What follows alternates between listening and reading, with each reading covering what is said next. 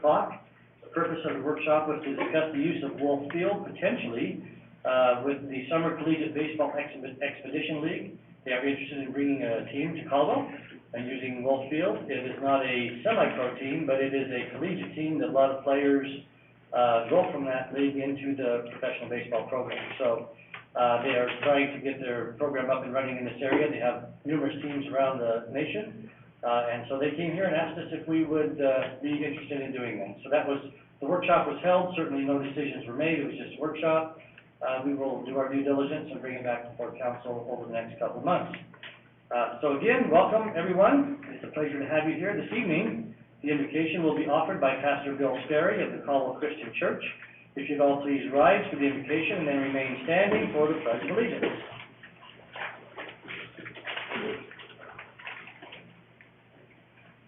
Let's pray. Heavenly Father, we count it an honor to begin a meeting by our submission to you. Lord, your word tells us that there's not a position of authority anywhere except by your approval. And we thank you for our city and for our council. We ask your blessing on this meeting. Thank you, Lord, for those who you have placed in these positions, and ask your blessing upon them. We trust you now for the results. They're in your hands. It's in Jesus' name we pray. Amen. Amen.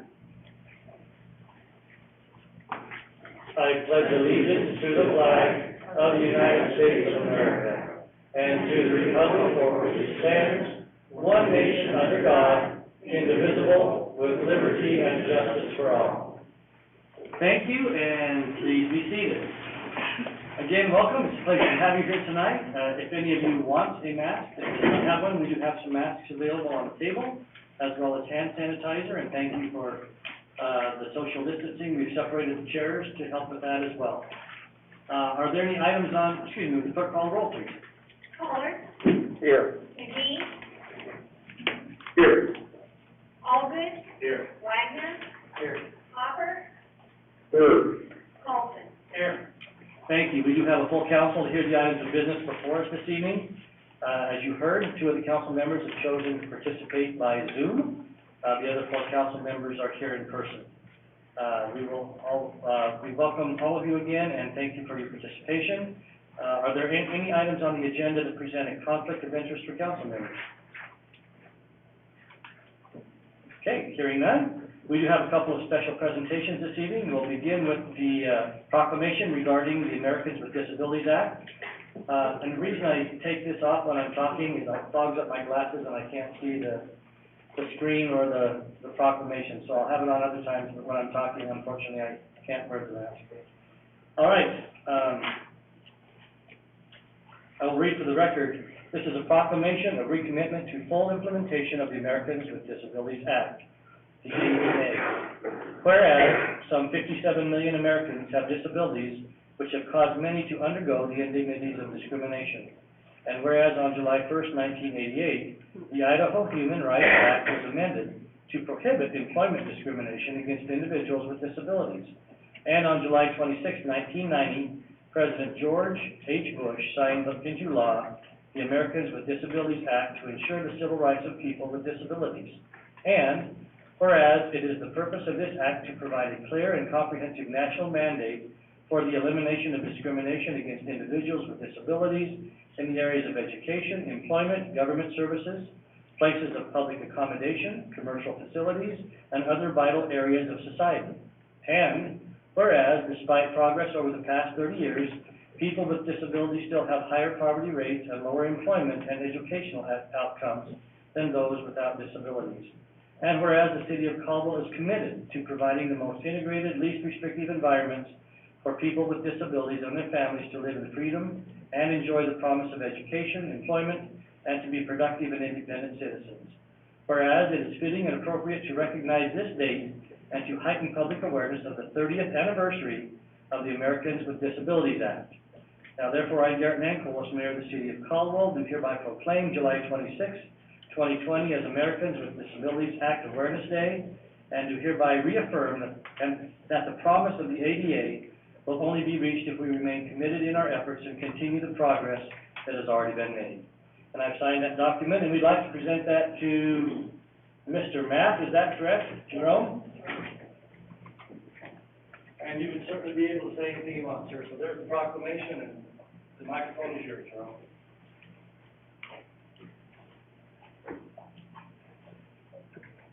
Mr. Mayor, Council, I accept this for the task force that has been working on this year.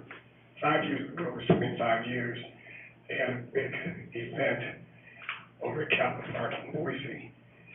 This year, due to the virus, they weren't able to do this. So this is the 30th year anniversary that's made a difference in many people's lives. Thank you. Thank you, Jerome, and thank you for serving on that task force. All right. Next on the special presentations, it's a pleasure to welcome Nikki Zog, Director of Southwest District Health. She is here tonight to discuss Western Idaho Community Crisis Center. Nikki, welcome to the podium, and please give us your name and address for the record, and go right ahead. Nikki Zog. Do I give my personal address? No, just your work address. Okay. District Health. I mean, either way, but, work address is 13307 Miami Lane, Caldwell, Idaho. Welcome. Thank you, thanks for having me. And, I understand I'm asked to be here to just talk a little bit about the Crisis Center, and I would like to start by just saying thank you for contributing to the Crisis Center in the next fiscal year. Understand that budget request was made on our behalf. Thank you, Leah Nichols, for presenting that for me, since I've been busy with a few other things lately. And so that will be very helpful as we move forward. And I know there may be some new members of the council since I was here last, because it's been a couple of years, maybe a little more than a couple of years. But when we asked, we were looking to bring a crisis center to our region, which is a 6-county region, with our largest county being Candy County. And there was funding from the state to provide startup funds for crisis centers in each of the 7 regions of the state. And we were one of the last 3 to be considered for funding. And part of the expectation of our local legislators was that we have a long-term sustainability plan in place before we really started developing the crisis center, knowing that the legislature likely would not continue full funding, and the expectation was that they would provide full funding for a couple of years and then reduce that funding to ultimately about half. They felt half should be supported by the community and half by the legislature moving forward. So with that understanding in mind, we did a lot of pre-work, started with working with health insurance payers, which at the time we're not reimbursing for crisis center visits in the state. Where there were already locally established crisis centers. We worked with our counties and with some of the larger cities and City Caldwell, and had, I'd say, and I also did hospitals, so some of the larger hospital systems as well, and had really great support because of those huge needs in our community for a crisis center that primarily serves people with mental health or substance abuse crises, and is meant to help mitigate people going to the wrong place for care, such as the emergency room, or through law enforcement hands to jail, unfortunately. And so I'm happy to report the Crisis Center's now been operating since April of last year, and they have provided so this was their annual report, so it's now been a few months, so some of these numbers are a little older, but over almost 700 services were provided in the first year. Our estimated cost of savings to the community, and that includes like the ED, emergency room visits, and law enforcement diversions, was $147,820. And we had 51 confirmed diversions from jail or the emergency departments in the first year. Our goal was to have, we have a 20-bed facility in Caldwell, and our goal was to have around 9 persons per day, and the reason we picked 9 was that, one, we know there's way more need. We have 20 beds, and I remember hearing some of the county commissioners at the time saying, that's not gonna be enough, it's like gonna be, overfilled right away, and there's probably that much need in this community, but there's not a lot of awareness, so that's something we're constantly working on, is awareness, and then appropriate use too. So just trying for people to understand like what the crisis center is for and what it's not for, and how it can help support the community and help fill gaps in care needs. And so, so we've had a goal of reaching a daily census of 9 visits per day, and we started out probably around 2 or 3, and we've increased that by 50% over the first year. And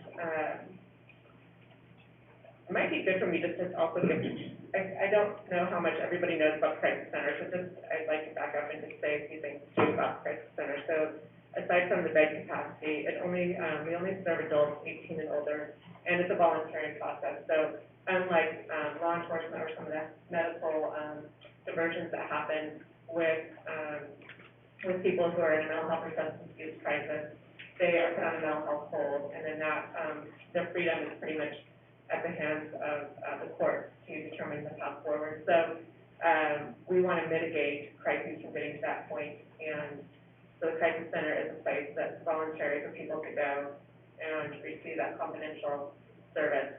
People can stay at the crisis center for 23 hours and 59 minutes, and instead of that cutoff, because after 24 hours, it becomes more like a shelter or a treatment place, and so, which requires a lot more licensure and staffing requirements. So the 23 hours and 59 minutes basically gives people the opportunity to de-escalate out of crisis, and then for the staff there to help connect them with the resources in the community. And they've had really good success with that. On occasion, when people need a little bit more time, they're able to discharge them, and then they can voluntarily come back. Some of the things that we've seen, we have definitely seen an increase since COVID hit of use of the crisis center, and we're right now, kind of the hot topics that the crisis center staff who are staffed by Lifeways, the behavioral health provider in our community, have reported that they're starting to see trends where individuals are denied homeless shelters, so they're seeing them come in and needing help with housing assistance. So they're working on connecting them to those resources, and then also seeing just the uptick in law enforcement referrals and as well as emergency room referrals. And we've been trying to pilot a project on the emergency room referrals that helps people who are leaving the hospital step down, so they're not quite ready to go back to home where they need a little bit more care for their mental health or substance use. They can step down into that, to the crisis center before going back to their residence. And then I mentioned health insurance, and we've been fortunate to be successful in getting health insurance companies on board to reimburse for crisis center service, so they do that at a flat rate. And there's no cost to the person who's using the crisis center. It's free of charge whether they have insurance or not, and Medicaid and most of the private insurance companies now in our area are reimbursing for that service. I think maybe I'll pause there and see if there's any questions. I have a lot of information in front of me, but I don't want to compromise or take over the whole meeting here. Vicki, thank you so very much for being here. Any questions from the council? Of course, the crisis center was started, what'd you say, in 2018? April of last year. Okay. So we just passed the year. 19, okay. So anyway, it's something that she's been working on for a long time and has been a proponent of that. I had the privilege of being in several meetings with her when she was talking about that, the need for it, and the reasons why, along with our police department. I think there were some definite advantages of the police department that we discussed as well. But I just want to personally thank Vicki for the wonderful job she's doing at a very difficult time. This is not easy, and I don't know. You look great for not getting any sleep. Should have saw me on Friday. That would have said something different. I've had a little time to recover. Anyway, we do appreciate everything you're doing. Any questions from council? Mr. Mayor, Mr. Pollock? I just want to confirm that Crisis Center, is this the one that's at the old Sears building that I attended the open house? Yes. That is the same one. Okay. Yes, it is, and I should have called it by its name. It's referred to as the Western Idaho Community Crisis.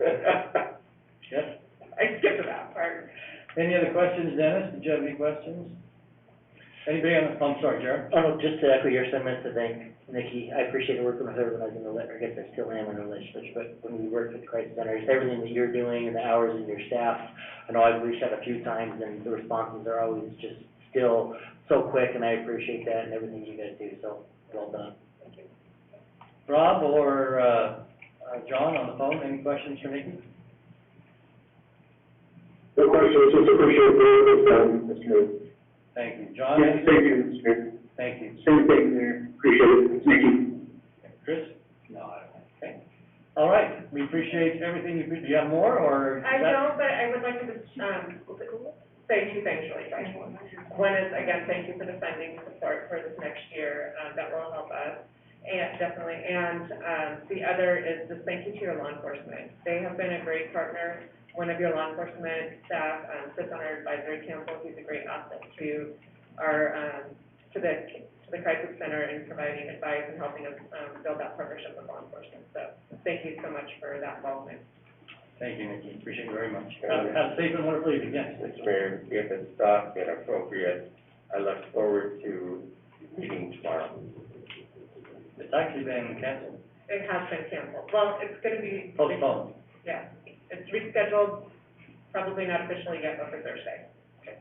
Thank you. Oh, so the meeting tomorrow has been postponed? Yes, yes, we had some security issues with the location that was selected as the alternate site.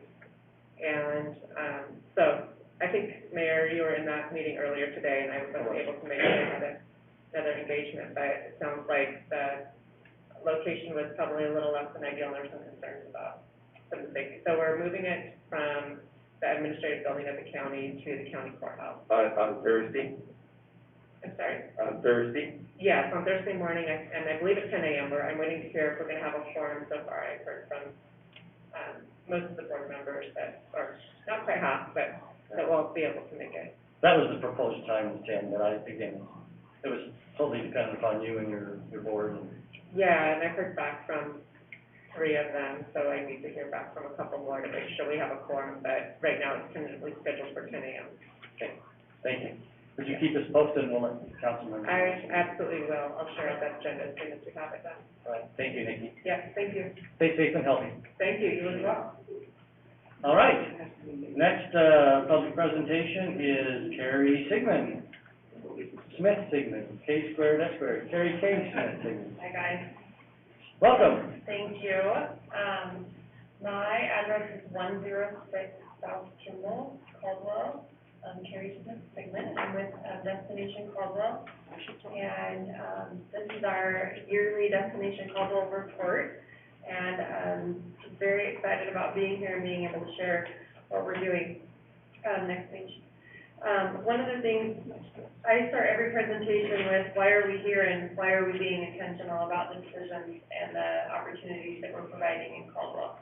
And it's because we're sticking and living to our brand promise, which is position Caldwell as Idaho's premier gathering place with a focus on locally produced wine built on the Sunny Slope Wine Trail with a focus on market fresh goods and farm to fork dining.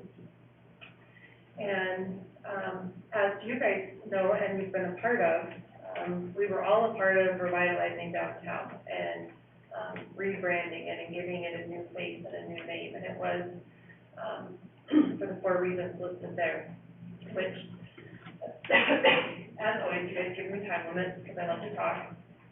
So I'm not going to read each of those, but we are dominating those items, and we are collectively working together and doing incredible things, and we have put Caldwell on the map, and it's pretty awesome to be a part of that, and so thank you for letting my team and I be a part of that with you guys along this journey. So I brought this one because we've come a long way together, and we went from the King's Variety Store to the empty lot to literally being Idaho's premier gathering space, and going from that groundbreaking to filling Indian Creek Plaza. It's heartwarming. Keep going. So Indian Creek Plaza would have never happened without key partnerships, And, we talked about this from the very beginning, and it's all about public-private partnerships. So, in this picture, you can see, on the left, that's representative of one of our largest donors for Destination Caldwell. And, the mayor and I, continually work closely together, with downtown redevelopment. And then I love that picture on the right, because it is such a blend of the city of Caldwell and the council and the urban renewal agency and our business partners and the chamber, and, that's who our community is. And, when we keep gathering together, we make incredible things happen. And one of the items that's really important, as we're looking at what's happening in the economy right now with COVID, is, that we continue a partnership with the city of Caldwell. And Destination Caldwell is your managing partner, of Indian Creek Plaza through a MOU. As part of that MOU, the city of Caldwell agreed to, fund, our plaza utilities. And, although I know that no decisions are made in this, special presentation, I am planting a seed, and I just wanted you to very clearly know that I'm planting a seed. And so it's really, as we go, into a little bit later in the presentation on a budget, one of the things that we're finding right now is, which is, you know, our business community, is struggling, and our, families are struggling. And so we have not been hitting the streets hard on sponsorships. And, again, when we get to our revenue sources, I think that it's really important that we look at what are our revenue sources. And the management agreement, has a cap of $25,000 for the plaza utilities. That primarily is used to operate the ice skating rink for the power, and then, the power for the splash pads in the summer.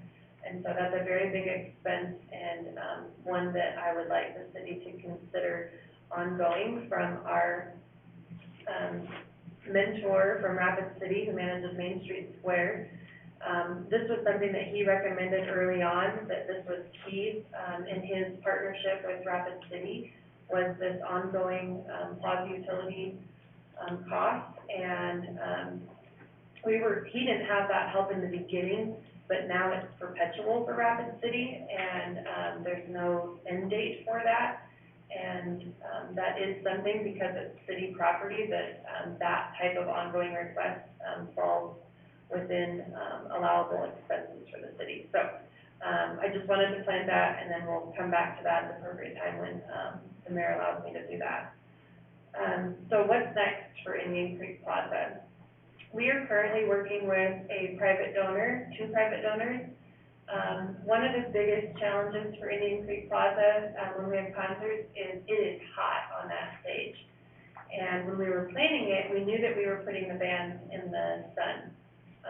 But it is hot, and if you have ever had to stand up there for more than 20 or 30 minutes, it's bad.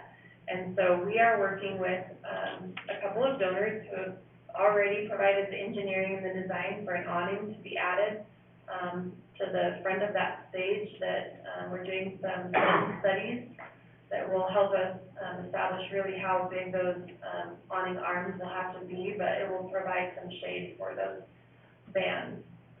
The other thing, this is a picture on the right of Arthur Street, and you can see the asphalt, underneath of those vendors. Indian Creek Plaza, especially with COVID right now, we have had to really stretch out our footprint so that we can allow for social distancing. And, so we have moved vendors out here, but, Arthur Street was always planned to be a part of Indian Creek Plaza, and, that was a part of the original, plan that got, submitted, but due to, funding restraints and increased costs, we had to cut that. So, we also have our skate shop is one of our areas where we can improve some efficiencies. It's quite small. We operate as one of the top ice skating rinks in the entire nation. Our volume is incredible, and, we did not anticipate that, and so it's actually very hard for our team to efficiently operate out of that small plaza shop. And so, considering an addition, of expanding the plaza into this, Arthur Street is gonna be key for us and our long-term success. So, let's keep going. They're gonna cut me off. Summary of events. Let's go one more page. I only showed, and I made it small because it's not the emphasis, we had a significant growth from 2018 to 2019. One of the biggest things, we didn't report in 2018 our number of events and activities, but we met our minimum of 150 for the MOU. And I really would like you to look at that top number that, our staff did in 2019. They hosted over 315 different activity days and event days in 2019.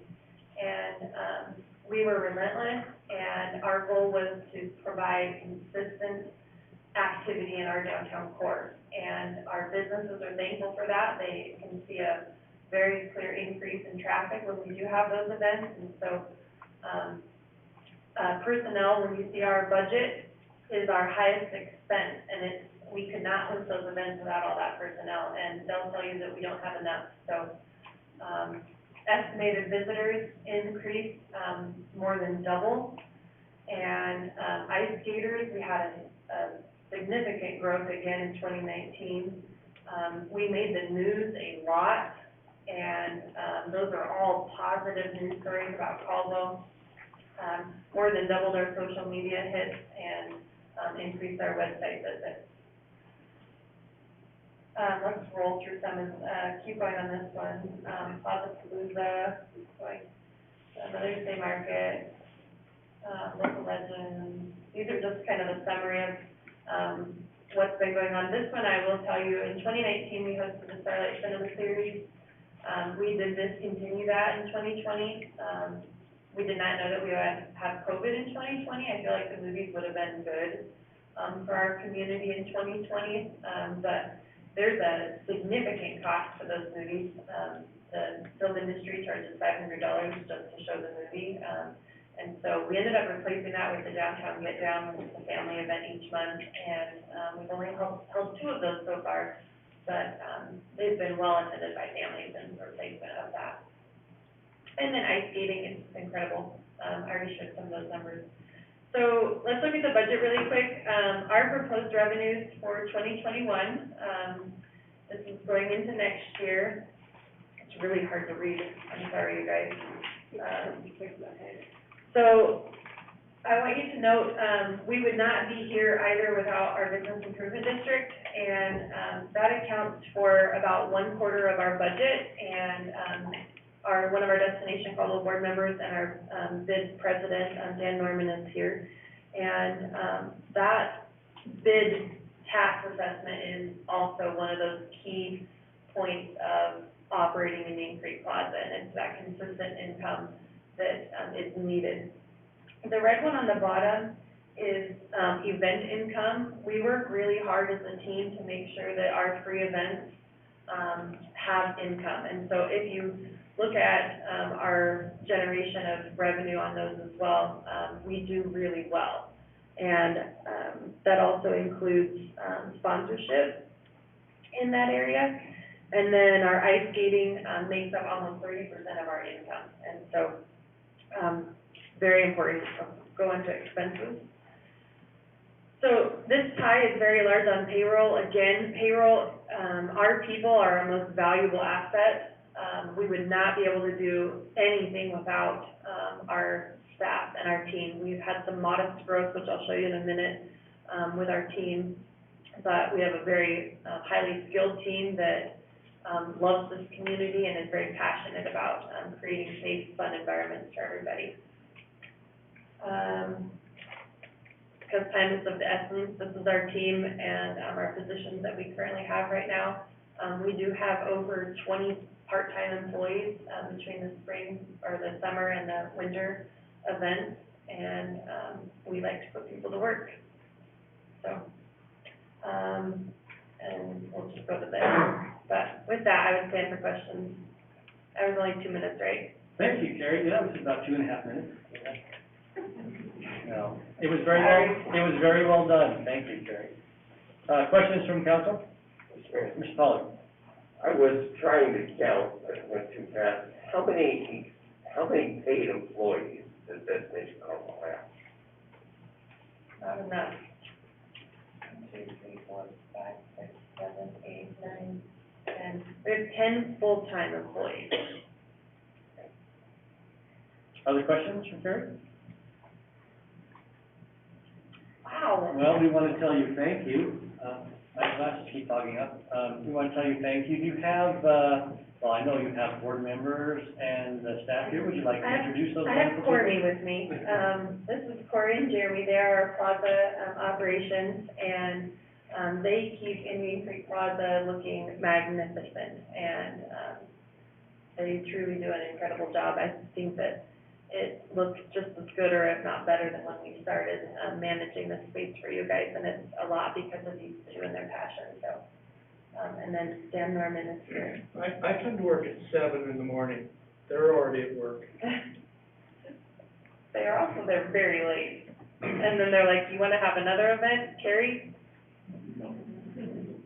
But, Well, thank you to all of you. Mr. Mayor? Mr. Wagoner? And it just, I guess going off of Dan's comments too, I leave about 10 o'clock at night and they're still there working. And so they do put in long days, and it's, you know, we've seen just leaps and bounds in many things down there, not just the numbers, but working together with the businesses and with, you know, Indian Creek Plaza, and the communication is great. I know Carrie stops in at our shop and lets us know what's going on and things like that. So it's just, it's great, and we appreciate that, I know, as a city council member, but also as a business owner on the plaza, and so all that they do, and again, I know we hit bumpy road at first, and that's expected, but it's been just, you know, I wanna make sure, you know, that we appreciate you and your staff and the things that you guys have been doing, it's been great, so. thank you. Anything else from council? Mr. Mayor, I'd be remiss if I didn't say something now. Aaron and your staff, you've just done a tremendous job as former member of that board. I can tell you there's a lot of hard work that was put in by your staff, the board, and the city council, and the city employees, and results, I think Barry, you would agree, and Barry would agree, have been even beyond what we thought they would be. And we had high hopes, and we thought it was going to be a great thing, but it's been better than advertised. And it speaks volumes to the public, private partnership and partnership with the city, and it's going to do great things for our community for years to come. So Carrie, keep up the good work. Thank you. Thank you, Mr. McGee. It's, you know, the best part of it is seeing the many, many varied license plates from all around. Oh, dang it. You know, that people are in downtown, especially during, it seems like in the wintertime with the lights and the ice skating and everything that's happening there. Probably the most rewarding thing is seeing how many 1A license plates are downtown. And Caldwell has been the destination, you know, that they figured out the freeway does go both directions. Uh-huh. And so that's a pretty cool thing to see people from Boise and Dade County and downtown Caldwell. Okay, so I want to make one shameless plug. Today was the last day to buy a brick on Indian Creek Plaza, and since you know me and I'm here, we will take your brick form if you take it by Friday.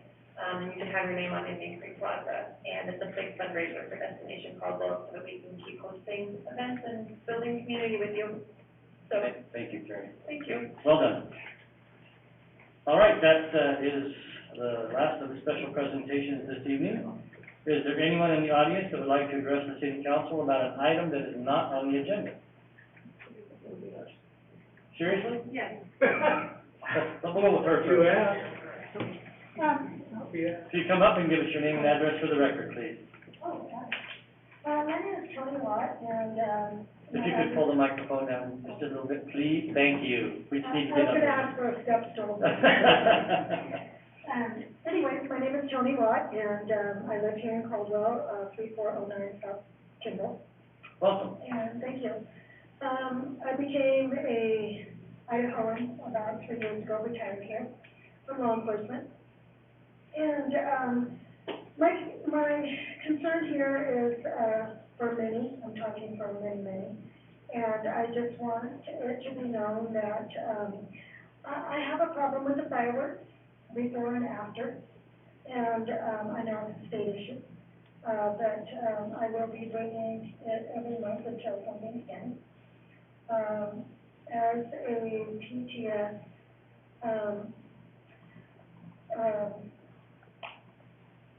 person, and, elderly and mental health, the fireworks have really caused a big problem, in our community. And, with fire department and law enforcement, and, you know, we all can't be in one place, and it's very expensive, and I haven't done my homework yet on what it costs for them to go out, but I will. But I just think that we could probably bring more money to our community by having it maybe at, what's the place, the fairgrounds, you know, and doing a firework, thing there, than to be having to worry about somebody's house catching on fire, or, you know, somebody with mental health, you know, going off the deep end because of these fireworks. I spent 2.5 hours driving from my house to down the highway into Oregon. So my pets, and that's what set me off, because they were just, yeah, I have a canine dog that deals with a lot of mental, you know, and he's retired.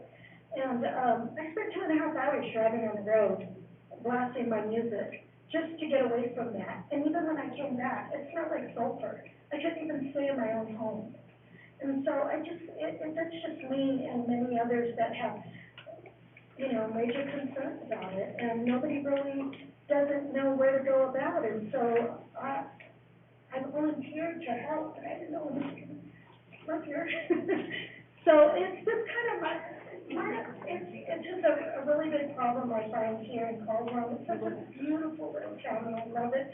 I love that everything has been growing and watching it grow, and it's just been wonderful to see. But in the same sense, I just feel like, we're setting back the people that really need to be out and enjoying what we have, because their mental health or their, you know, I'm still securing fireworks.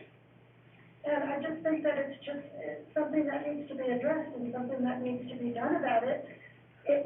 Yes, it's beautiful and it's fun, but you know, there's nothing wrong with watching it on TV or paying some money to go have a nice fireworks show and having vendors there and, you know, and bringing the community together that way. And I understand that with this COVID-19 and everything that's going on here, it doesn't help anything, but, you know, I figure I have a year to battle this, and I'm hoping that with any, request or help, I would much appreciate it, because it's just been, a really big problem in our community, and people address it to me, you know, and I just want to help in any way that I can, and so that's why I'm here.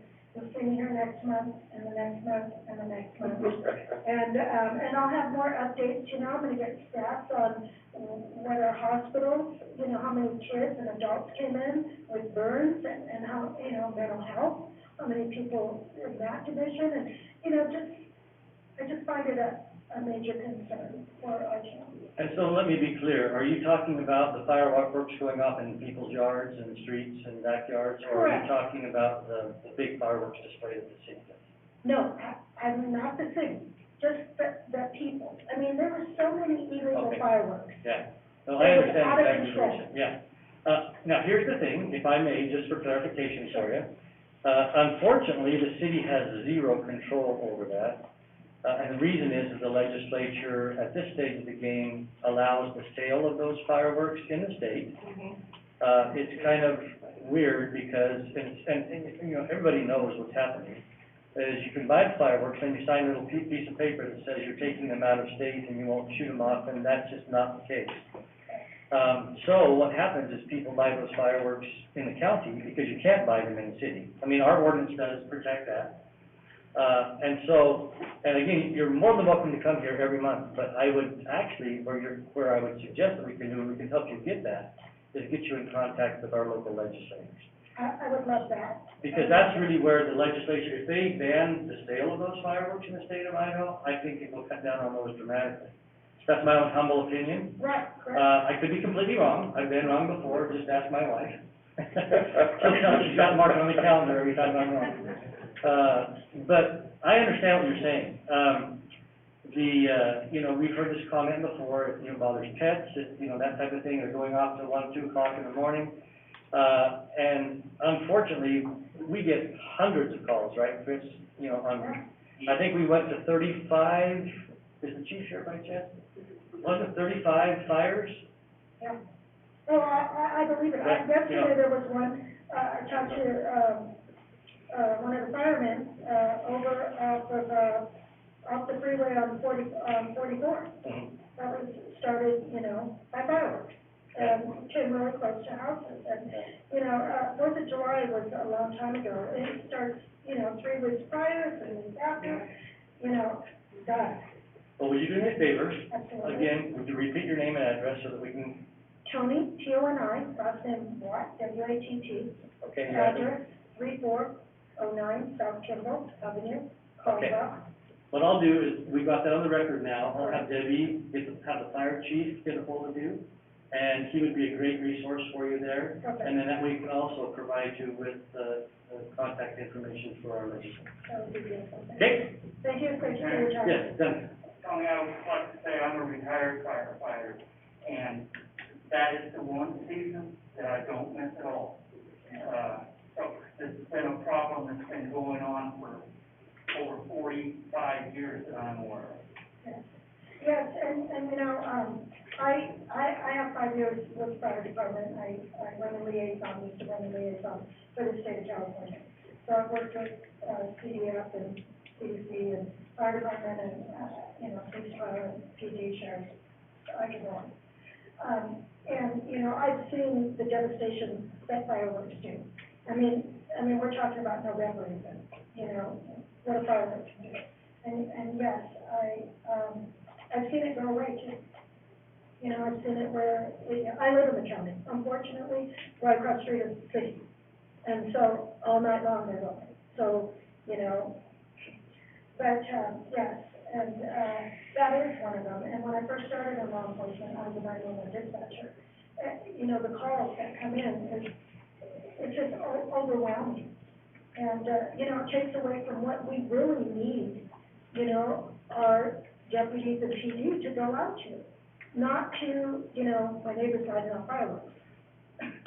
We can miss a really emergency 911, because of the calls. And so that's all I'm trying to do, is just make it safe for everybody. And, yes, it is one of my worst holidays. Used to be my fun holiday. Thank you, Tony, we appreciate it. Thank you for your Mr. Mayor, time. Yes, I just want to say, I agree with this lady. My little dog, I have to buy her anxiety medication. Well, that's another thing.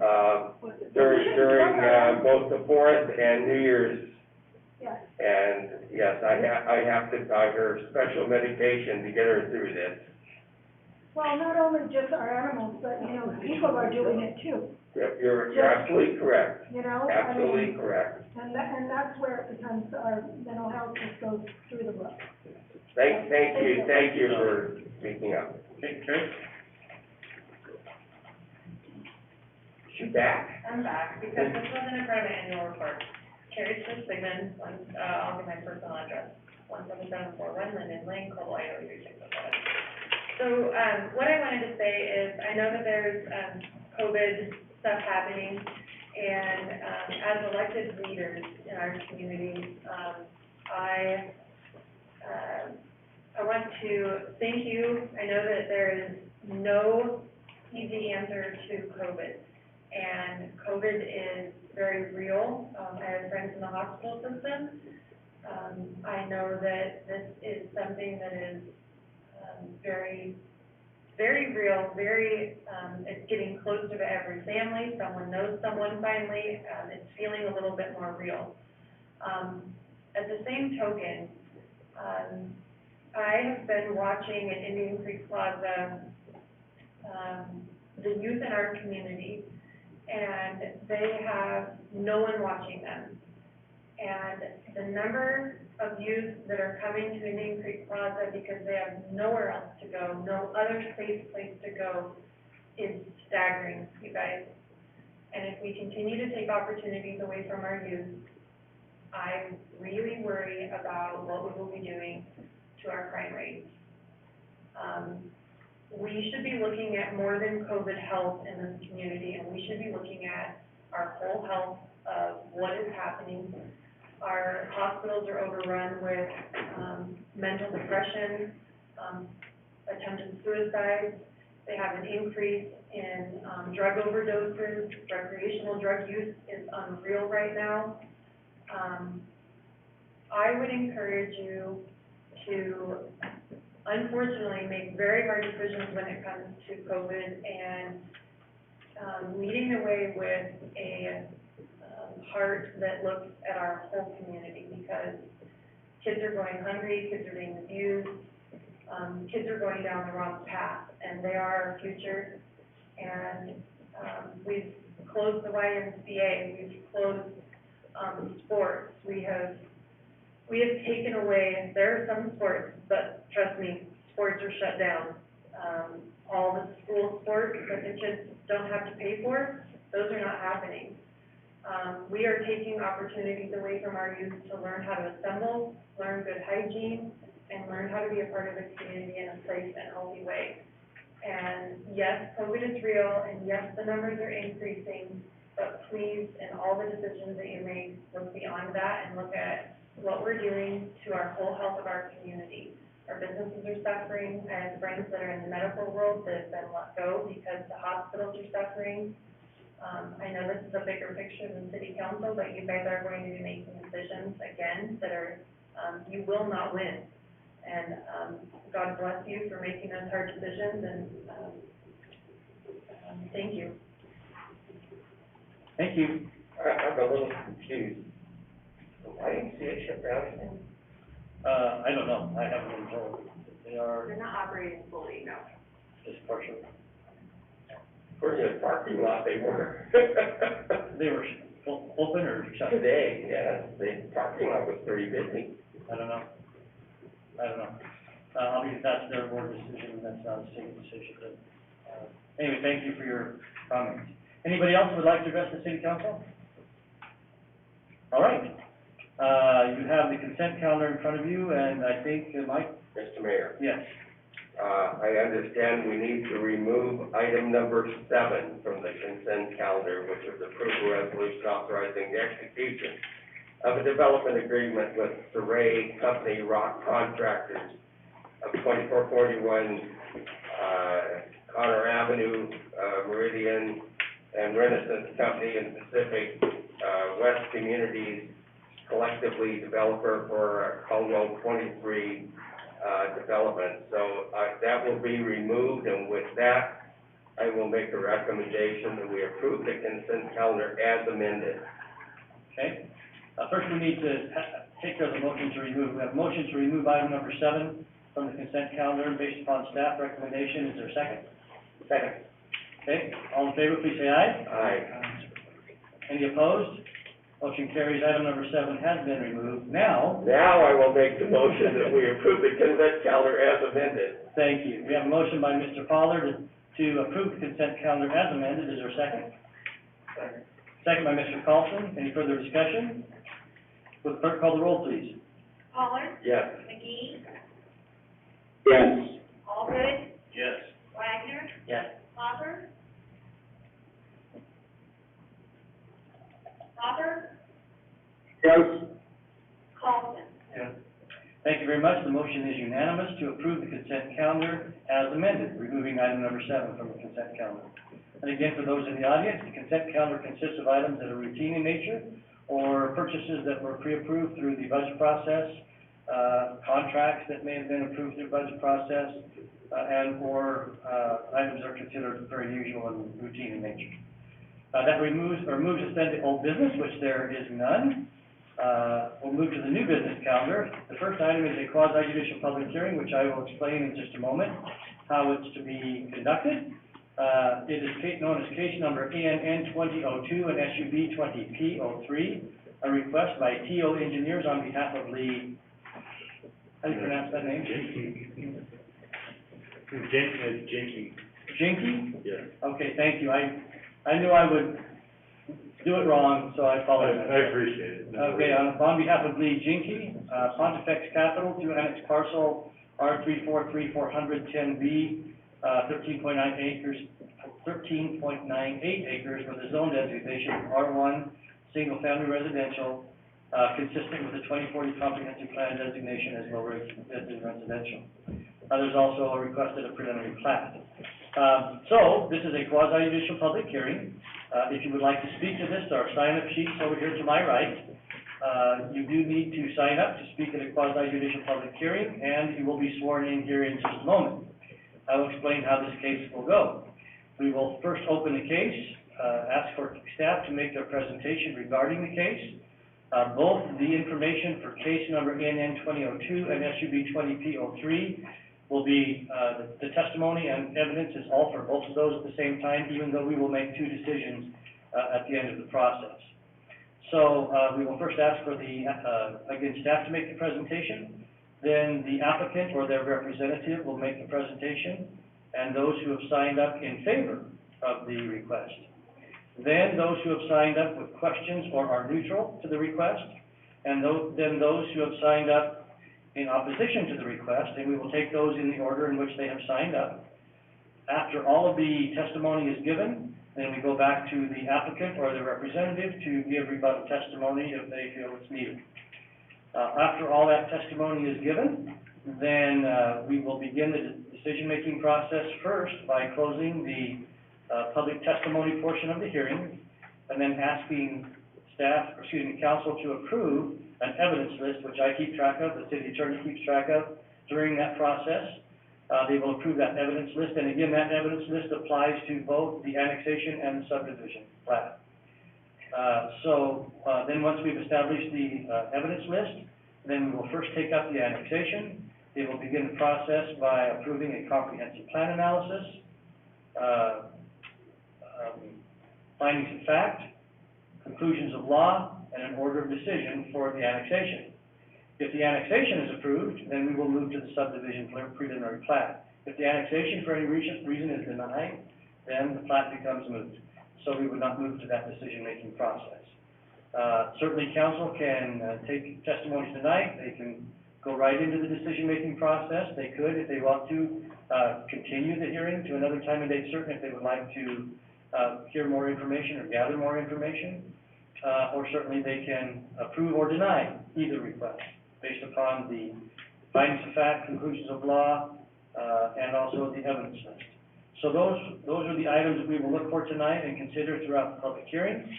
Are there any questions? I know I went through that quickly, and I'll be clear as mud. I apologize. Any questions at all? Okay. If you are going to speak at this quasi-judicial public hearing, would you please stand up, raise your right hand, and the clerk will swear you in, including staff. You swear affirm the testimony you provide tonight the truth, the whole truth, and nothing but the truth. Yes. Thank you. You may be seated. Okay, you've all been sworn in, so as you come up, would you give us your name and your address for the record, please, and then acknowledge that you have been sworn in.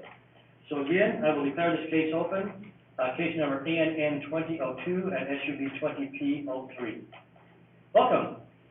Thank you, Mr. Mayor and City Council members. Debbie Root, Senior Planner, 21 Cleveland Boulevard, and for the record, I have been sworn. Thank you. We're here tonight for case number ANN 20-02, and for annexation of 13.98 acres with a zoning designation of R1 low density residential. The requested land use designation is consistent with the comprehensive plan land use map of low density residential. The requested annexation is consistent with the comprehensive plan and ordinances in that it lies adjacent to City of Caldwell properties on the west boundary and the southern boundary. And It's consistent with multiple goals and policies of the comprehensive plan as well. Staff is recommending, approval of the annexation of the 13.98 acres. The hearing examiner forwarded this case with a recommendation of approval on June 3rd, 2020 as well. The proposed development that is, also requested will be on approximately 10.41 acres of the 13.98 acres. And the residential development with R1 low-density lots, so they are 8,000 square foot and above, they exceed that. The development is surrounded by platted subdivision lots within the city, and then it is bounded by rural residential lots in the county on the northeasterly boundary and the south boundary. There was some discussion at the hearing examiner meeting with concerns regarding lot sizes adjacent to those large rural residential lots and having the number of neighbors that they were going to have. And I just wanted to make that known to the members. Also, a concern regarding Elvera Lane being utilized by the new development. The Elvera Lane is a private lane that runs out to Midland Boulevard, and that there will be a fire access through the Bender property to the north, where fire can access through Elvera Lane to the development. But it will be bollarded off to the actual general public using that lane. And that the access will be to Spruce Street from there. This development will not have direct access to Midland Boulevard at this time. Debbie, for the purposes of the record, is this your presentation or is this the developer's presentation? This is staff presentation. Okay, so for the record, this is CC 1000, and I'll put staff presentation by Debbie Root, okay? Yes. Okay, so the hearing examiner reviewed the development that is dated 6/3/20, which is the slide just ahead of this, Rob, so would have been 8/3. And then, yes, that's the one. And then on 7/14/20, the developer presented to staff a concept development plan, A13, which you have before you, and they go on forward. And they reconfigured the lots and some of the road accesses into this development, swapped sides of the Noble Drain with the pathway, and so there was some limited preliminary plat, in my opinion, delivered to us just when the docket was due. I did place a condition in the file that they provide us a full set of preliminary plat plans consistent with the proposed development, if the council so chooses to allow this. The second thing with this particular development is that engineering or the developer identified that there was no storm drainage included on the preliminary plat, and so this was cause for the reconfiguration of the lot, and they ran the storm drainage across to what was to be the common open space requirement for the development, and are intending to use that common open space as both their drainage plan and their common open space park, which our ordinance is not consistent with. They are not to be using storm drainage or irrigation easement drainage for their, as part of their, open space percentage. And there's some discussion about that with the developer not agreeing with our ordinance plans for that, so. Those are the things that I have concerns with this development. And I'll stand for questions. I do have a question, and I don't know if it's for you or the attorney. How can the council approve a preliminary plat that they don't have before them?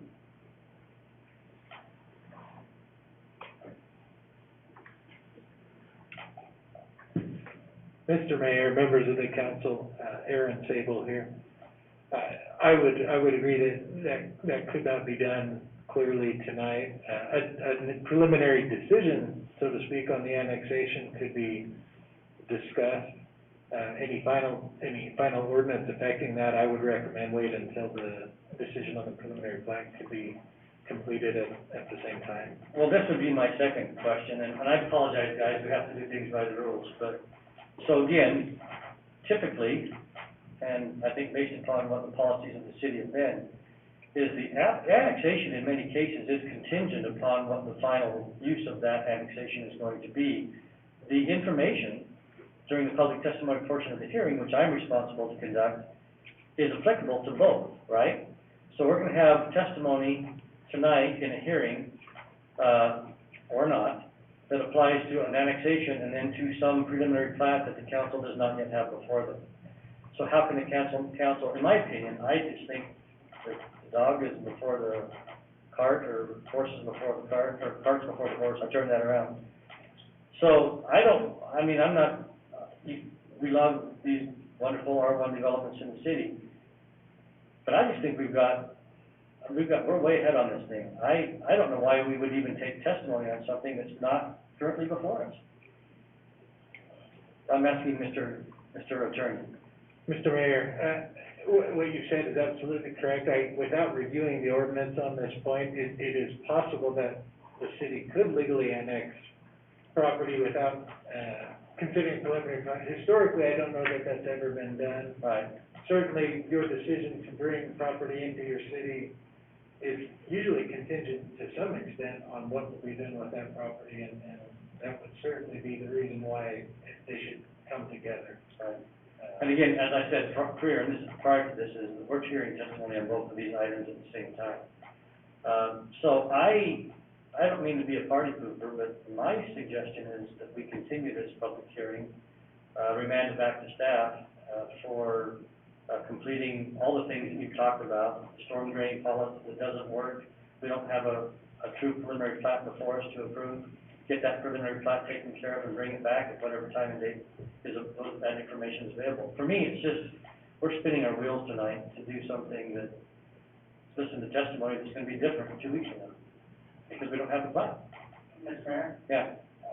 Along with that, I think I would like to include, comments from the fire department on the, lack of use to get into some of the back properties. I mean, looks like you've got very few points of access there, and I'm just real concerned with that. But again, that's the difficulty is you don't have a plat before you, you don't have a preliminary plat before you. So what I would suggest that we do is just, continue this hearing at this point before we even start public testimony,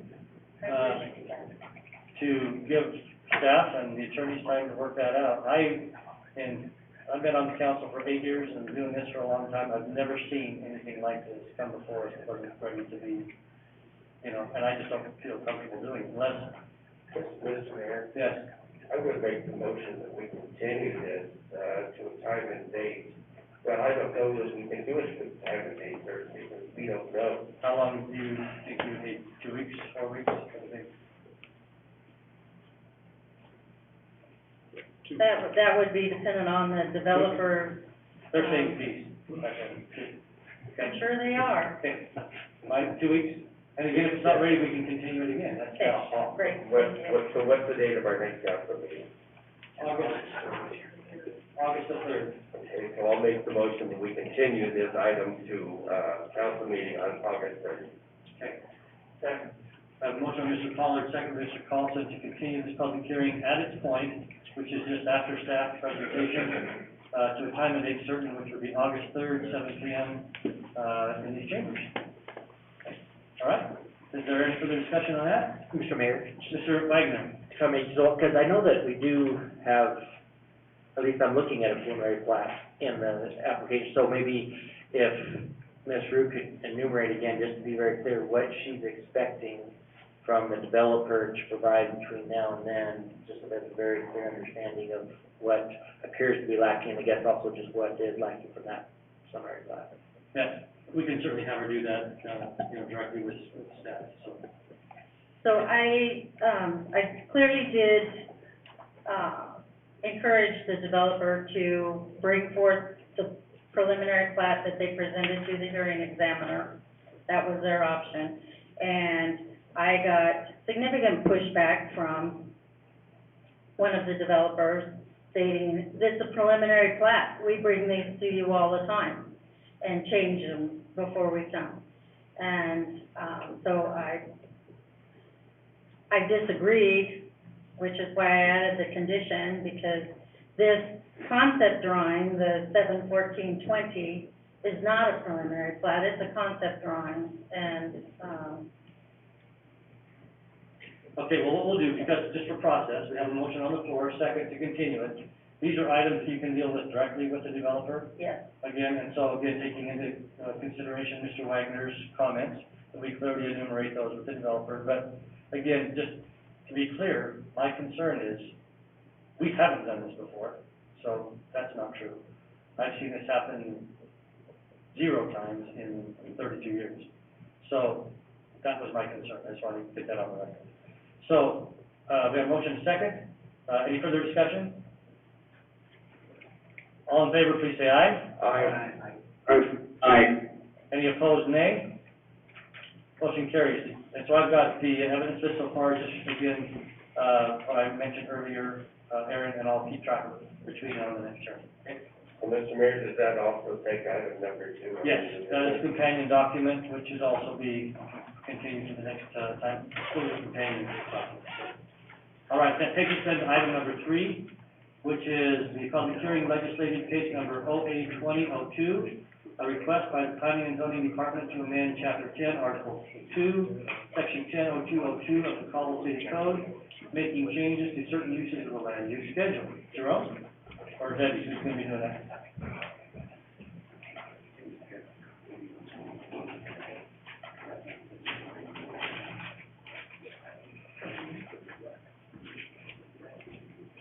Mr. Mayor, thank you this evening to go through this with a lot of these changes. To begin with, in the month of June,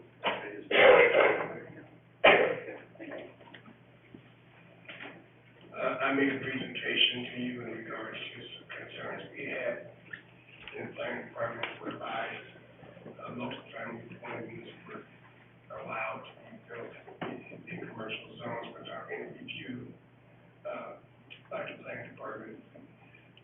The only time we saw them would be when they were coming to do the process for a building permit. We also had situations where development occurred where it was a PUD, the PUD failed.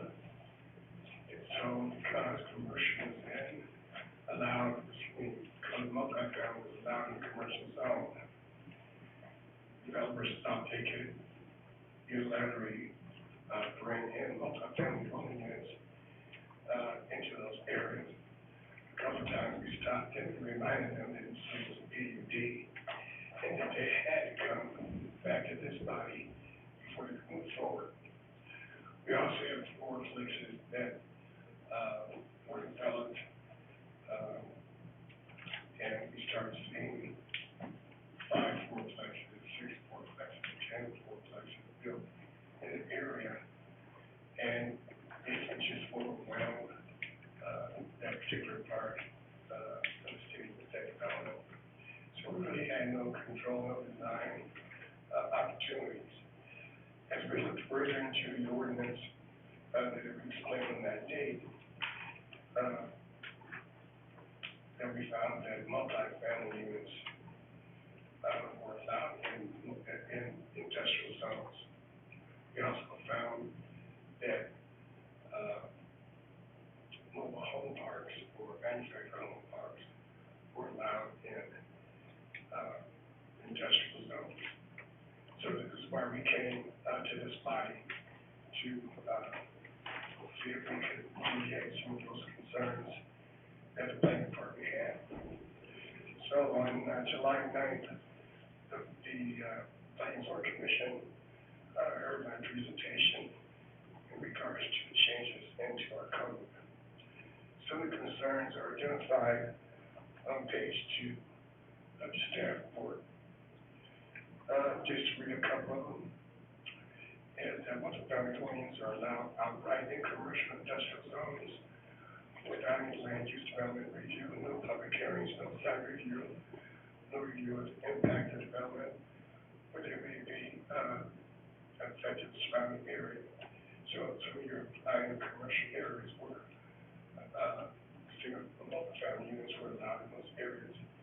I'm not saying that the planning department is against multi-family dwelling units, but there was no review. Landscaping, minimum setbacks, minimum, relationship to adjacent properties, minimum, if any. We had a situation recently at Sixplex, 2 Sixplexes were built adjacent to an R1 zone. The Sixplexes had balconies, and the balconies were looking over the residential area. And we had a neighbor call and was concerned about that. I went out and visited them, or not them, but the developers, and became an agreement of some ways to minimize impact to the adjacent residential area. We did that after that. What we want to do is be more proactive and have that taken care of at the beginning of the project.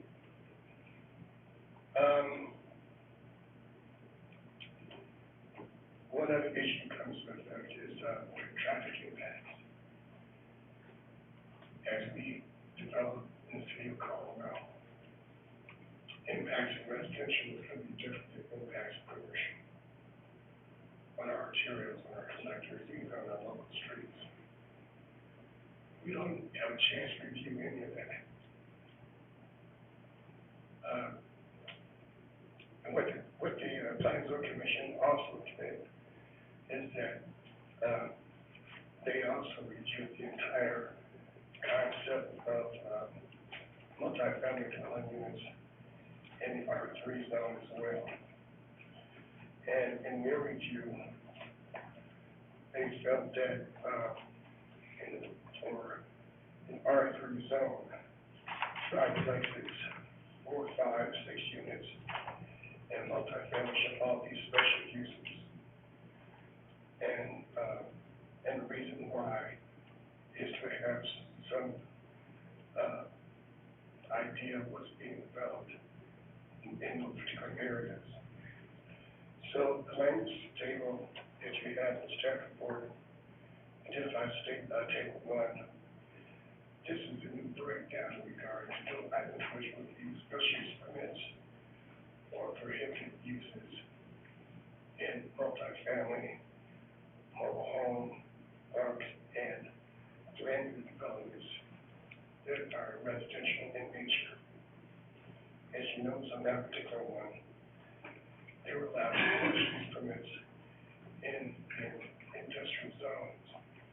One thing I want to mention as well is that City of Colorado has planned their industrial areas along 2026 Community Highway, the ranch. We've actually developed those areas, I should say, plan to develop those areas for manufacturing protection use. And that's been going very well. We have some industrial land uses in that area that's not compatible to multifamily. And currently, the way the ordinance reads, they can build a multifamily here in Jessup area. So, that's my overview in regards to this ordinance, schedule change. I was standing for your questions. Thank you, Mr. Mapp, and for the record, council, if you remember, we had a workshop on this item a couple weeks ago? In June. Yeah, in June, thank you. And so this is consistent with, I think, the conversation we had during that workshop to bring it back before city council. Concerns that Mr. Mapp has raised were consistent then with the document you see before you this evening. Are there any questions from council for Mr. Mapp? Mr. Mayor? Mr. Wagner? Thank you, and I promise I have a question at the end of this, so just a little bit of comment and then question. I did have some concerns, about the R3, I get it on the commercial, I know we've had those issues, in regards to those popping up where we thought there was gonna be commercial, whatever it may be, and then now we have apartments, and I know that's an allowed use right now, so I understand that. So the concern, I think I brought it up at the workshop was, you know, what about the R3? Could we have it as a permitted use unless, or if it's abutting an R3 zone, it's permitted, if it's R1 zone, it's special use permit. So I did have some concern on that, but I think I've talked myself into where we're good on it. Because basically, in my opinion, it creates a de facto, design review, more or less, is kind of what it does. So if you want to do apartments, it's gonna have to get looked at, which means the landscaping, the design, all that. So, so I think I can be okay with that. So, but the one question I did have, maybe two, is I think we may want to look at, and I just caught this, I wish I would have caught it sooner. So for a three-family dwelling, a triplex, with these changes, it would make it a special use permit in the multifamily zone, but it's gonna be an allowed use in a medium density zone, which is kind of backwards, because it means it's more acceptable in a less dense zone than not. So it looks like we probably need to change the R2 for a three-family triplex, also a special use, I believe would be probably the appropriate thing on that. And I hope I'm leading in the right direction on that. If not, Mr. Mapp, let me know.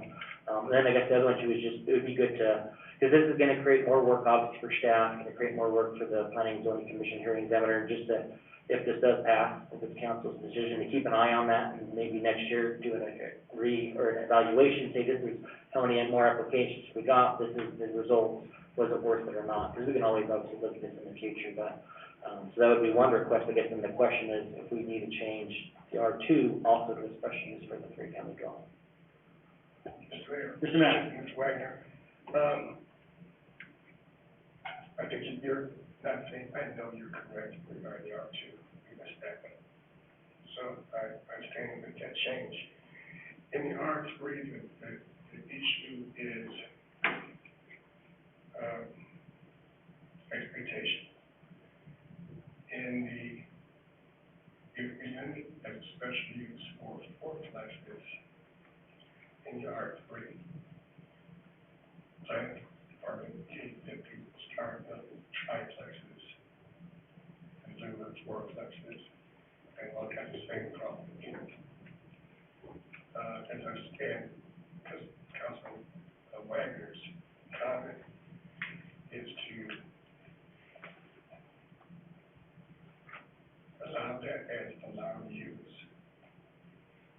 And if we have a problem, bring it back. Is that what? Mr. Wagner? Mr. Mayor, no, I think, as you proposed it, again, maybe with that change for the R2 and then just keeping an eye on it and then come back and say, look, this was just way too much, maybe we should let them have some of these, or, you know, it worked out pretty good. But I think as proposed, again, you know, it's basically creating that de facto design review. And if you're comfortable with that and staff, then, you know, I respect that and I'm good with that. Just keep an eye on it and then maybe make that change on the R2, be my suggestion. Okay, other questions from council? Mr. Carlson? I don't have a question, I guess I want to, create a system that, developer comes in and says, I'm gonna build this for commercial properties. I wanna see them get it done instead of finding a loophole and put apartments. You know, I know we need apartments, and I have no problem with that. But we also have limited commercial properties And when we start allowing, duplexes or fourplexes, whatever, in commercial areas, those properties are gone forever. And I just, you know, we just need to button up that loophole. Other questions or comments from Mr. Knapp?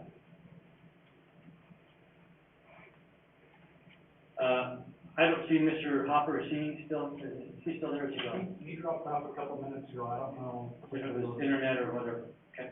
Mr. McGee, do you have any questions?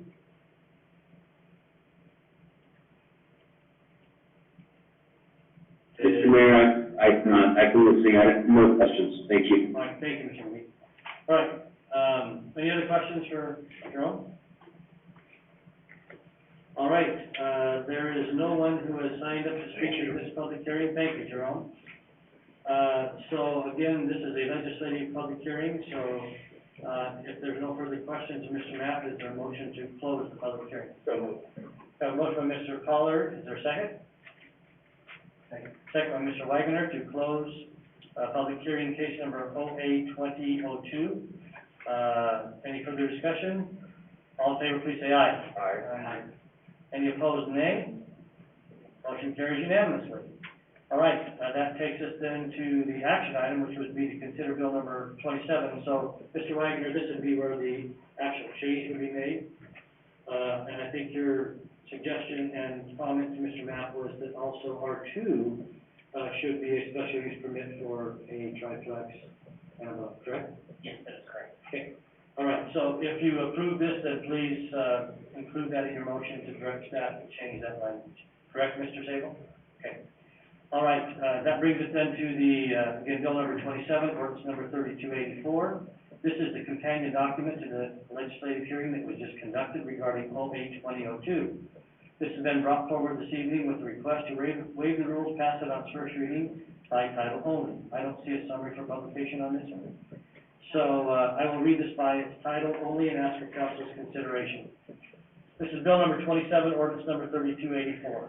An ordinance enacted by the Collill City Council amending chapter 10, article 02, section 100202 of the Collill City Code, making changes to certain uses in the use schedule, providing for effective date, providing for severability, and repealing all ordinances, resolutions, orders, and parts thereof in conflict herewith. Mr. Mayor, Mr. Carlson. I would move that we waive the three reading rules and consider bill number 27, ordinance 3284 on its first reading by title only. So, Mr. Sable, is this where the motion needs to include the language change? Okay, Would it be now or? yeah, is that now or in the passage?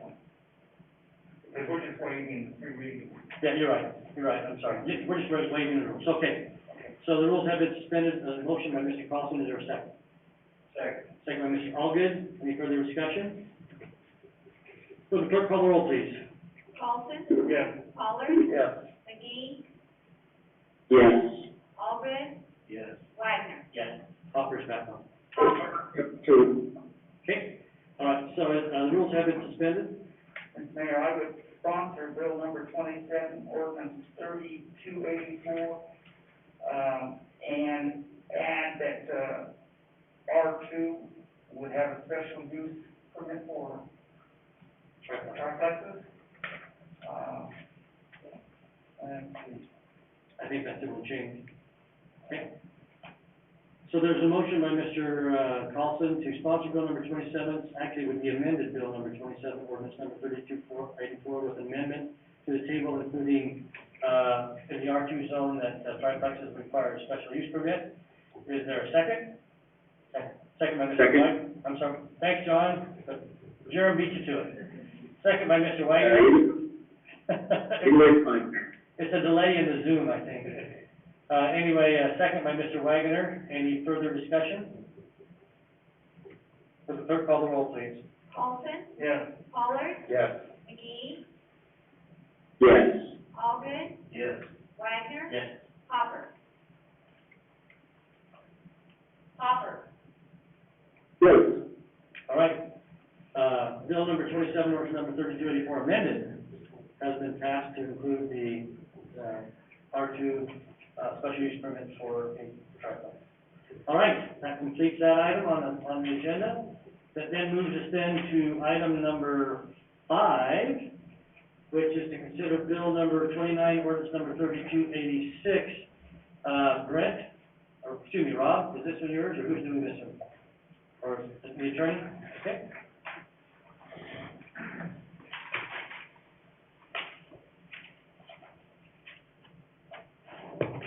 Mr. Mayor, members of the council, Douglas Waterman worked on this ordinance, with Mr. Orton, I think, several months ago. So I visited with him briefly before coming this afternoon, and he, informed me as to the background.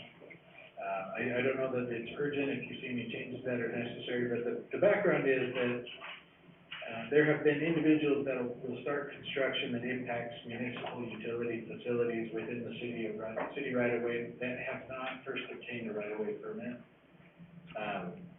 This, of course, can lead to several negative consequences. Often it will result in inattention to detail because there's no permit explaining, some of the steps that need to be taken. Traffic control plans, of course, can be affected, and lack of coordination on street closures. From a practical administrative, point of view, there's a lack of enforcement authority when the procedures and requirements for obtaining the permit aren't followed. And there can be damage to the public infrastructure itself. When a right-of-way permit is pulled, there are contractual provisions that can be put in place to govern the relationship between the contractor and the city, including requirements for a traffic control plan, for times for construction, time of day, and contractually generated penalties for non-compliance. The purpose of this ordinance is to just strengthen and provide more specificity to the enforcement authority, in the absence of a contract, and to help motivate contractors to obtain the proper permit before beginning activities in the right-of-way. With that, I can attempt to stand for any questions.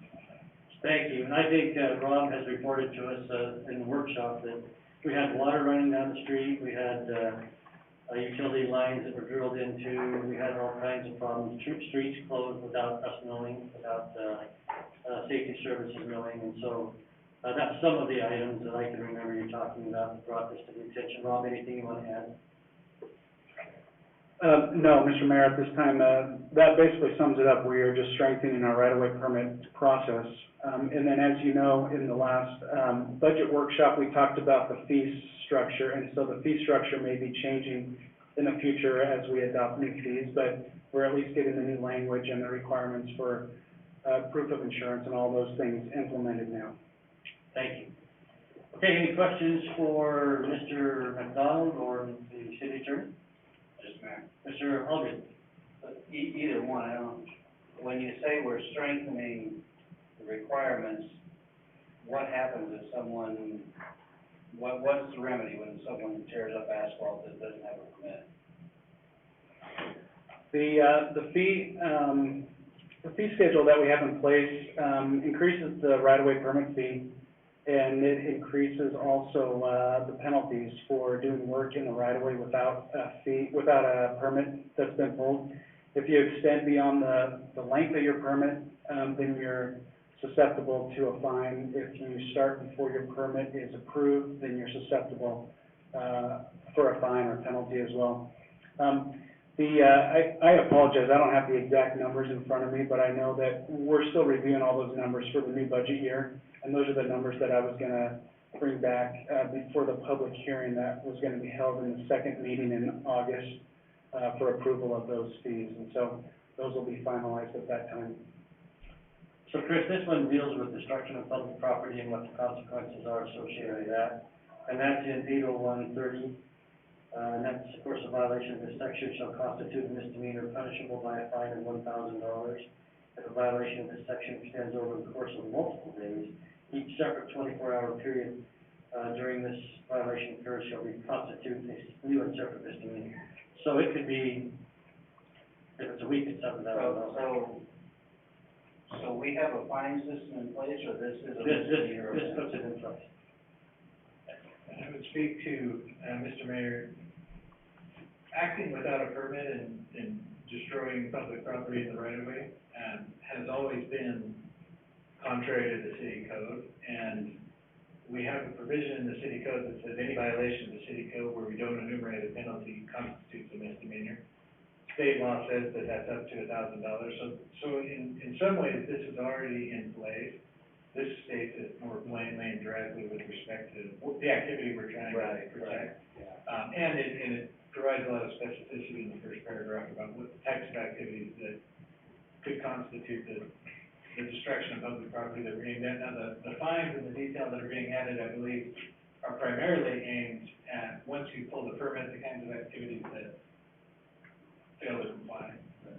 Yeah, and it goes back a little bit, Mr. Mayor, it goes back a little bit to, a lot of the public and contractors don't know all the requirements, and this permit has much more language in it, so when they sign the permit and they initial all these different lines, they're gonna know exactly what the requirements are, and they won't have the excuse or they won't be able to rationalize down the road that they didn't know something was required or that there were time frames or anything like that.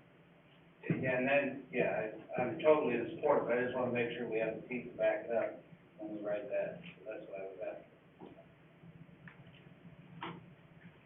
I believe there's teeth in it. A canine, a molar, and an incisor.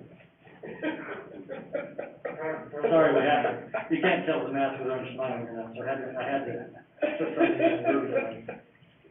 Okay, any other questions for either Rob or Mr. Sable?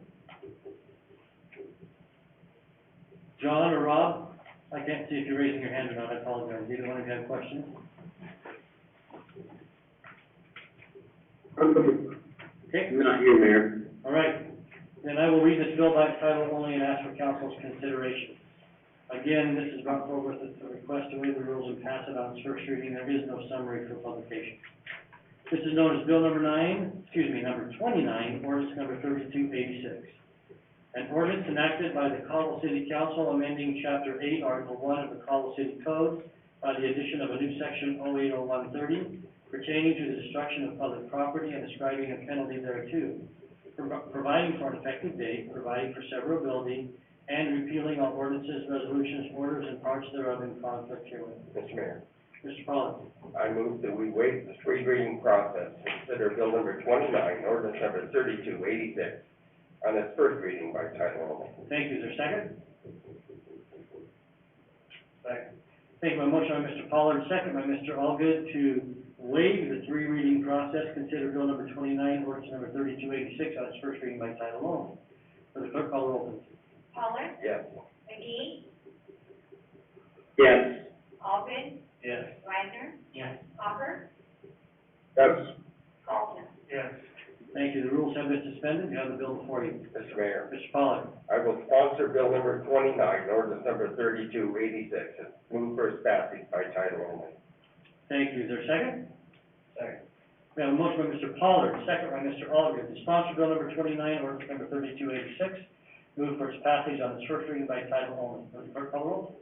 Pollard, Yes. McGee, Yes. Alvin, Yes. Wagner, Yes. Hopper, Yes. Carlton. Yes. Thank you very much. Bill number 29, ordinance number 3286, has been passed unanimously by the Caldwell City Council on its first reading by title only. All right, the next item then is the financial report. Well, that's my month this time. All right, Mr. Pollard, it's you. Okay, the finance committee has reviewed current accounts payable in the amount of $2,906,191.45 for the period ending July 15th, 2020. A net payroll of $489,952.89 for pay period ending July 4th, 2020. I move that accounts payable in the amount of $2,906,191.45, represented by check numbers 1470089 through 147323, and payroll for the amount of $489,952.89, represented by check numbers 34683 through 34811, and direct deposits be accepted, payments approved, and vouchers filed in the office of city clerk. Thank you. Is there a second? Second. Thank you. A motion by Mr. Pollard, second by Mr. Allgood regarding the financial report acceptance. All in favor, please say aye. Aye. Any opposed, nay? Motion carries unanimously. The financial report has been approved. All right, Mr. Pollard, council report. Nothing, sir. Mr. Carlson. I have, twice what Mike had, nothing. Nothing twice. Mr. Hopper. All right, Mr. Wagoner. Nothing tonight. Mr. Allgood. Nothing, sir. That's 5 in a row. Anything from Mr. McGee? Yeah, I've got some prepared remarks here, Mayor, if, you allow me a few minutes. No, I'm kidding. I haven't. Okay, unfortunately, I am gonna break I do have a couple of things, just to make sure everybody knows. First of all, I just wanted to, let you know that, the fire department did have their Fire in the Hole golf tournament last weekend at Purple Sage, and of course, they raised money for, that's the burnout fund. So if folks in the community, do have fire issues, which we hope they don't, but when they do, that burnout fund helps with food, clothes, someplace to stay, while they're recovering, at least the first day or two while they're trying to recover from that devastation. I think that's a very noble thing that the fire department does, and compliments to them. Just to let you know, as from the public, we did have our final budget workshop. We've had multiple workshops over the last few months for the budget. They've all been noticed properly, just like this meeting, and unfortunately, we don't get many people that come, but, keep an eye, because we will have the appropriations ordinance and the budget, public hearing here in the city council chambers coming up over the next couple months, and so those will certainly be noticed, and we would invite the public to, attend those. We do, unfortunately, we did hear from the Collow Night Rodeo Board. The Collow Night Rodeo has been canceled for this year due to COVID and concerns there. However, the Crookham Company, who always sponsors the corn feed for the Kiwanis Club, they do grow that corn specifically for that night.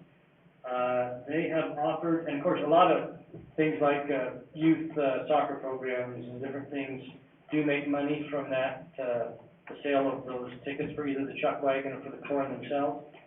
So the Crookham Company has asked for, permission to set up on a Saturday morning during when the rodeo would normally have been going on, to invite the Kiwanis Club and other entities down that would normally have made money off of their corn. They're still going to donate it. I think that's a kind and generous offer by the Crookham Company.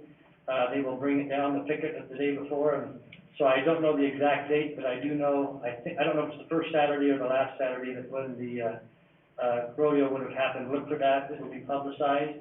They'll set up a couple of rows for cars to go through the parking lot there.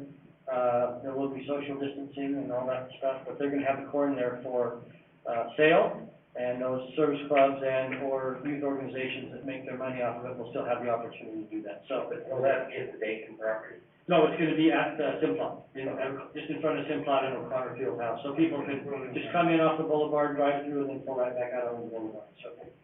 And then, so again, no rodeo, which, is unfortunate, but that's a very generous offer.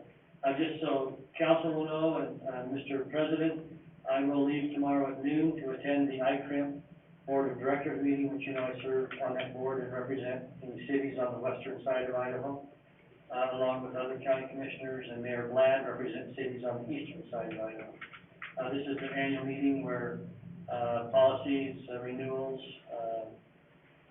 participation, in whichever, renewal company and so forth, they're all approved at this meeting, so I will be in attendance at that meeting, so Mike, tag you in for the next couple of days. If they need you, a signature or something that, you know, is needed, obviously as council president, we'll make sure that we get a hold of it. The archery dedication, is scheduled for July 31st at 10 o'clock. That's for D. DeCero. You know, he's the one who helped, bring that to reality and did a lot of work out there. He's the one who put a lot of personal time into that. Some of his friends have bought and purchased a monument kind of plaque thing that, in his memory. So we're gonna we couldn't do it earlier because of the difficulties with COVID, so we're gonna have the official dedication, at the archery range. You're all invited, obviously, the public's invited, to honor Mr. Vicero in his passing, as well as, dedicate that archery range, in his memory. Will you be back to that? Yes, I will. Yeah, that's a week after, that's the next Friday. So, that's all that I have. I have no further business. If there is no further business, yes, yes. I'm a little confused by what I've heard on the news. College young football, I know they're in the Frontier League. Has the decision been made, or is the Frontier League playing in the fall or no?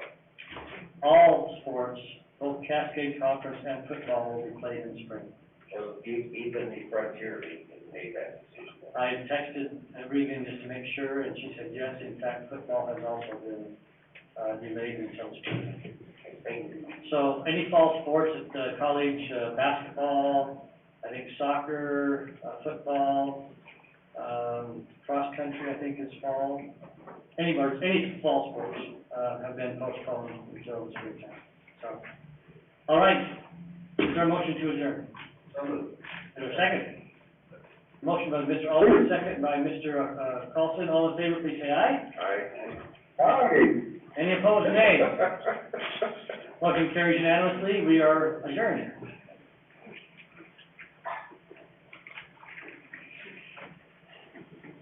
Goodbye. Goodbye. You.